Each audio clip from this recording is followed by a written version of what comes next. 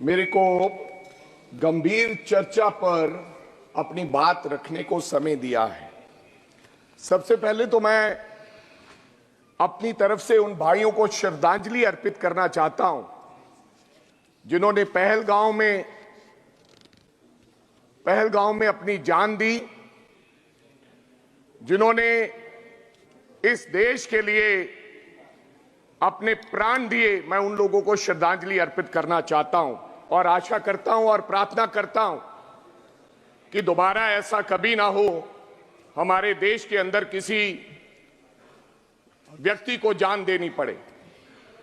मैं अपने जवानों के लिए भी कुछ शब्द कहना चाहता हूं, उन जवानों के लिए जिन्होंने इस देश की रक्षा के लिए, एकता और अखंडता के लिए हमेशा बॉर्डर पर तैनात होकर हमारे देश की रक्षा करने का काम किया है। मैंने उनके लिए दो शब्द लिखे हैं। भारत मां की शान के लिए मिट जाते हैं हम, तिरंगे में लिपट तबूतों में बंद हो कंधों पर आते हैं हम। तिरंगे में लिपट तबूतों में बंद हो कंधों पर आते हैं हम। गांव शहर गलियों में फूलों की बारिश में नहाते हुए यूं ही हंसते हंसते भारत मां पर मिट जाते हैं हम। हमें अपनी सेना पर कोई शक नहीं है अध्यक्ष महोदय, हमें गर्व है कि हमारे पास इतनी अच्छी सेना और इतनी मजबूत सेना है जो दुश्मन का मुंह तोड़ जवाब दे सकती है। हमें, आज मैं तमाम वक्ताओं को सुन रहा था सभापति जी, ऐसा लग रहा था कि पूरे का पूरा विपक्ष, कुछ जो सत्ता पर पक्ष है, वो इस नजरिए से देख रहा था और बात कर रहा था कि हमने कहीं ना कहीं ऑपरेशन सिंदूर का विरोध किया है। हमने, जब देश की बात आई, जब हमें बुलाया गया, तो पूरा विपक्ष, चाहे कोई व्यक्ति हो, इस देश में, इस धरती पर पैदा होने वाला हर व्यक्ति पूरे जोर से देश की सरकार के साथ खड़ा हुआ, आदरणीय देश के प्रधानमंत्री के साथ खड़ा हुआ और कहा कि इस वक्त ना कोई सवाल है ना कोई जवाब है, हम आपके साथ हैं। लेकिन हुआ क्या? ये पुलवामा, ये पहलगाम, ये होता क्यों है अध्यक्ष महोदय? इसकी वजह क्या है? इसका कारण क्या है? इसका गुनहगार कौन है?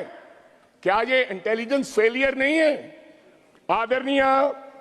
आदरणीय गृह मंत्री साहब अमित शाह जी 8 अप्रैल 2025 को जम्मू कश्मीर जाते हैं और सिक्योरिटी के बारे में जांच पड़ताल करते हैं। जहां तो इंटेलिजेंस ने किसी प्रकार कोई इत्तला नहीं दी, या फिर उनके पास इंफॉर्मेशन नहीं थी। लेकिन इसकी जिम्मेदारी तो किसी ना किसी को लेनी होगी अध्यक्ष महोदय। कौन जिम्मेदारी लेगा? कौन माफी मांगेगा? पुलवामा हुआ, पहलगाम हुआ, इसकी जिम्मेदारी लेनी पड़ेगी। अगर मैं उनकी जगह पर होता तो हमें तुरंत माफी मांगते हुए देश के गृह मंत्री को इस्तीफा दे देना चाहिए था, क्योंकि ये इंटेलिजेंस फेलियर है। आपकी वजह से उन निहत्थे 25-26 लोगों की जान गई है। अगर आप 11 साल से इस देश की इंटेलिजेंस नहीं संभाल सकते, तो इस देश की 140 करोड़ की आबादी वाले देश को संभालने की आप में क्षमता नहीं है। मेरा सवाल आप पर है सीधा। और मैं अध्यक्ष महोदय, मेरे और भी कई सवाल है। पहला सवाल, आपने 7 मई को डायरेक्शन दिया, आपने कहा कि हम पाकिस्तान के आतंकवादी ठिकानों पर हमला करेंगे। आप बार बार पूछते हैं कि आप ये क्यों पूछते हो कि पेन टूटा और पेंसिल टूटी? आप ये पूछो कि हमारा ऑपरेशन सफल हुआ कि नहीं हुआ, हमारा रिजल्ट कैसा था। हमें शक है, हुआ क्या? मैं आपसे ये जानना चाहता हूं, सरकार से जानना चाहता हूं जब 7 मई को आपने पाकिस्तान को, आपके एक्सटर्नल अफेयर मिनिस्टर ने यह कह दिया कि हम आपके आतंकवादी ठिकानों पर हमला करने जा रहे हैं। एक तरफ तो आप कहते हैं कि पाकिस्तान टेररिस्ट की नर्सरी है, ये अभी आज कहा डिफेंस मिनिस्टर ने।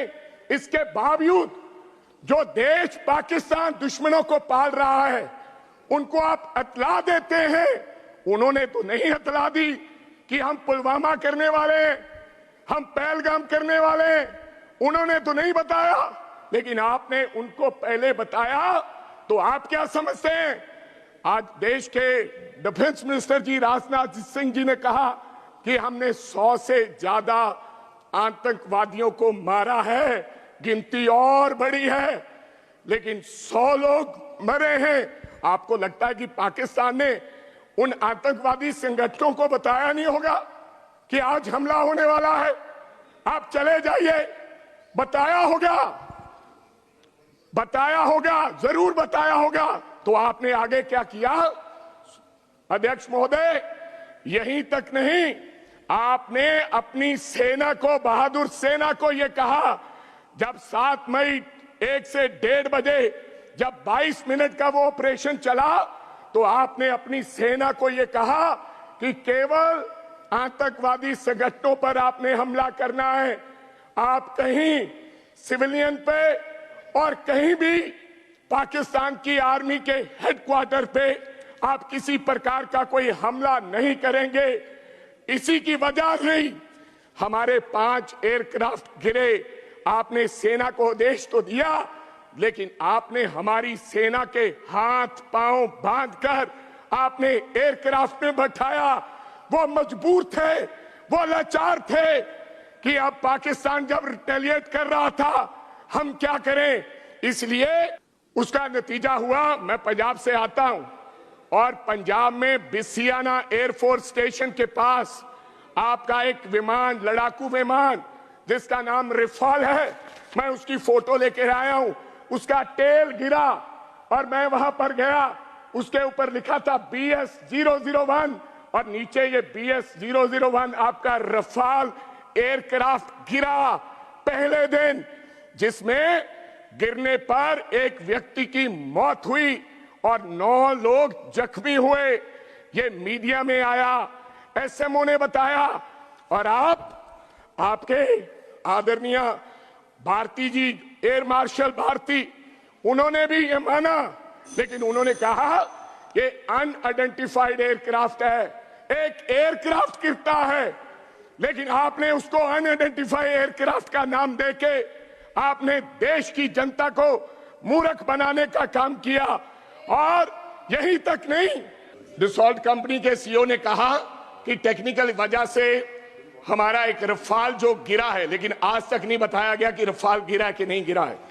फिर आपके दोस्त ने, ट्रंप ने भी ये कह दिया कि हिंदुस्तान के 5 फाइटर जहाज गिरे हैं। ये आपको मानना होगा। आप स्ट्रेटजी आप अपनी बनाते रहे, गुजरात मॉडल पेश करते रहे।